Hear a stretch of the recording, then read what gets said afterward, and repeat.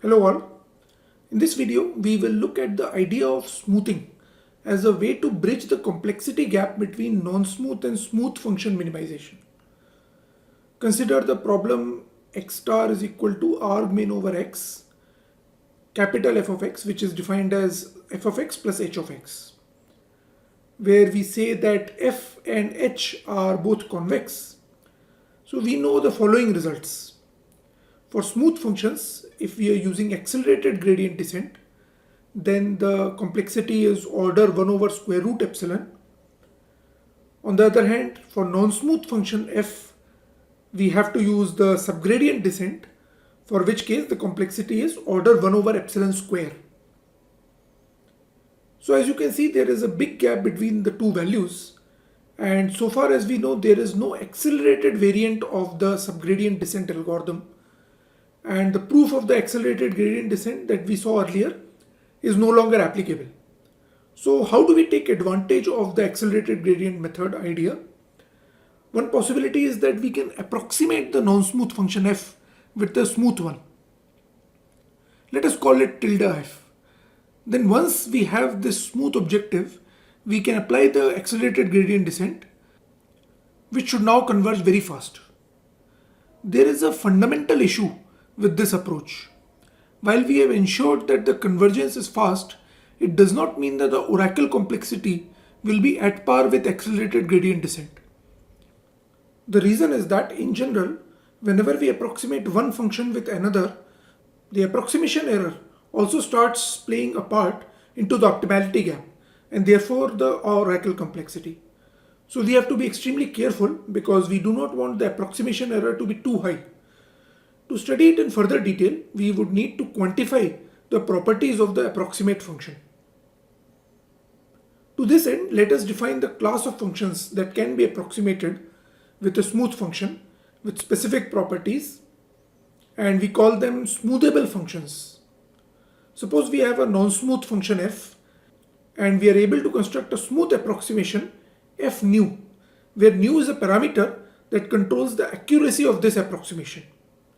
That is, if we set nu equal to 0, we should be able to recover the original function. So f0 is equal to f, and the approximation error depends on nu. For such a function, it is natural that its smoothness parameter L nu should be a decreasing function of nu. When nu is small, the approximation error is smaller, so the approximation is better, and therefore the smoothness parameter must be high. And in the extreme case, when nu equal to 0, f0 becomes f, and then the smoothness parameter should go to infinity. Conversely, if we are okay with poorer approximation that correspond to high value of nu, then we should be able to get f nu, which is very smooth. That is, its smoothness parameter is small. So in other words, we expect the smoothness parameter to depend on 1 over nu. We can make the following simple assumption that captures these two properties. The assumption is that the function f is alpha beta smoothable if there exists an approximation f nu that is alpha by nu smooth and satisfies 0 is less than equal to fx minus f nu of x, which is less than equal to beta nu, where alpha and beta are some constant positive numbers. As we have already discussed, this assumption seems reasonable. The approximation error is directly proportional to nu, and the smoothness parameter is inversely proportional to nu. Note that in general, such a trade-off must exist. If there is no trade-off, then we would simply have approximated the function and solved the approximate problem without any repercussions. However, the form of that trade-off might be different sometimes. Here we have taken a simple form, but this assumption can be modified to allow general rules as well. We have also introduced a lower bound condition to ensure that the approximation error is not negative. This form can again also be different. For instance, we can assume that the absolute approximation error is bounded by beta nu instead of the positive approximation error and still get all the same results. The oracle complexity result for minimizing f plus h is as follows. Let f be an alpha beta smoothable function. Then if we apply accelerated gradient descent to minimize f nu plus h, the number of oracle calls to ensure that capital F of xt minus f of x star is less than equal to epsilon is given by order of square root of b alpha beta whole divided by epsilon. For the choice nu equal to epsilon by beta.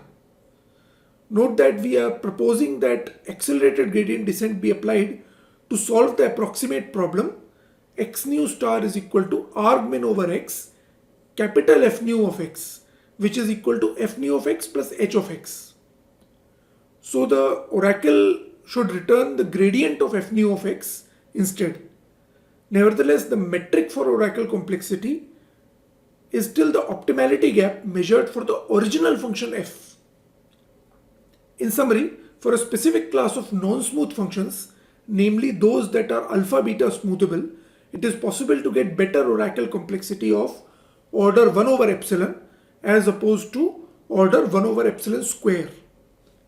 We remark that if f is strongly convex, then the oracle complexity is given by order square root of alpha beta by mu epsilon times log of 1 over epsilon. Recall that using subgradient descent, we got order 1 over epsilon complexity.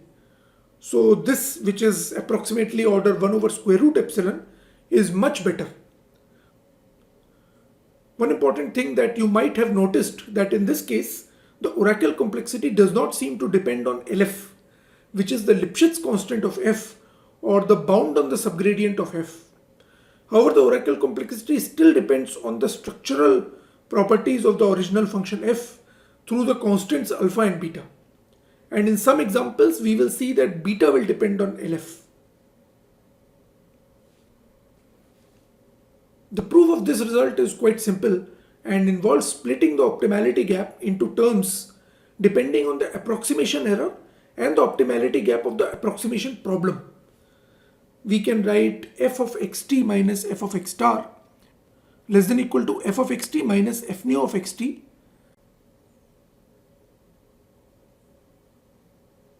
plus f nu of xt. So we have added and subtracted f nu of xt minus f nu of x nu star plus f nu of x nu star minus f nu of x star plus f nu of x star minus f of x star. So we have expanded this difference into 4 different terms by adding and subtracting several other terms. Let us look at each of these 4 different terms separately. The first term is due to the approximation error, which we have already assumed to be less than equal to beta times nu. The second term is the optimality gap for the approximate problem. So if we are using accelerated gradient descent to solve the approximate problem, then at the tth iteration, the optimality gap will be upper bounded by 2b alpha by nu t square. Because we assumed that the smoothness parameter was alpha over nu. Then coming to the third term, we see that it is upper bounded by 0 because by definition, x nu star is the minimizer for f nu. So f nu of x nu star must be less than equal to f nu calculated at any other point. So the third term is negative and can be dropped. Finally, the fourth term is also upper bounded by 0 as per our lower bound assumption. Recall that we said that f of x is greater than equal to f nu of x for all x. So the fourth term can also be dropped. So in summary, we see that we get f of xt minus f of x star less than equal to beta times nu plus 2b alpha by nu t square. Now to calculate the oracle complexity, as usual, we equate this to epsilon or equivalently equate each of these two terms to epsilon by 2. So that gives us nu equal to epsilon by 2 beta, which allows us to conclude that t is equal to square root of 8b alpha beta divided by epsilon square, which is basically equal to square root of 8b alpha beta whole divided by epsilon, which is the required oracle complexity. So as you can see, it is just a matter of choosing nu correctly. Note, however, that this is only possible due to the rate of the accelerated gradient descent method. You can check here that this trick will not give us any improvement if we had used the classical proximal gradient descent method. The improved rate for the strongly convex case can also be derived in the same way. So it remains to see if it is possible to construct such smooth approximations. There is no set approach or method to construct such approximations. There is no general approach. We will first look at some examples and then look at a few techniques that are slightly more general. But not all smooth functions are alpha beta smoothable. So the result that we discussed is not generally applicable to all non-smooth functions. It is restricted to a class of functions. So a simple example of that is absolute value of x. Recall that absolute value of x is non-smooth because it is non-differentiable at x equal to 0. A smooth approximation of the absolute value function is the Huber function h nu of x, which is equal to x square by 2 nu for absolute value of x less than equal to nu, and absolute value of x minus nu by 2 otherwise whenever absolute value of x is greater than nu. So if I am drawing the absolute value of x, there is a sharp corner and smoothing it amounts to rounding it off. So the sharp corner is rounded off. You can verify that the smoothness parameter is given by 1 over nu. So alpha is equal to 1. From the expression itself, you can see that the Huber function differs from the absolute value function by nu by 2. So therefore beta equal to 1 over 2. So in other words, we can see that absolute value of x is 1 comma half smoothable. Let us look at some more examples. Let us write down the function f, then its approximation f nu, and the corresponding alpha and beta values that we get. The first example is the L1 norm, which is the sum of absolute values of x. So we already know how to approximate the absolute value of x. So the approximation of the L1 norm can be made by approximating each of its individual terms. And the same logic can be applied to conclude that for this L1 norm approximation, alpha is equal to 1 and beta is equal to n over 2. Next, if f is L2 norm of x, which is also non-smooth, f nu is given by square root of norm square of x plus nu square whole minus nu. For this case, alpha and beta are equal to 1. Then if f is max over I x of I, its approximation f nu is given by nu log sum over I from 1 to n exponential of x I divided by nu minus nu log n. And for this case, alpha is equal to 1 while beta is equal to log of n.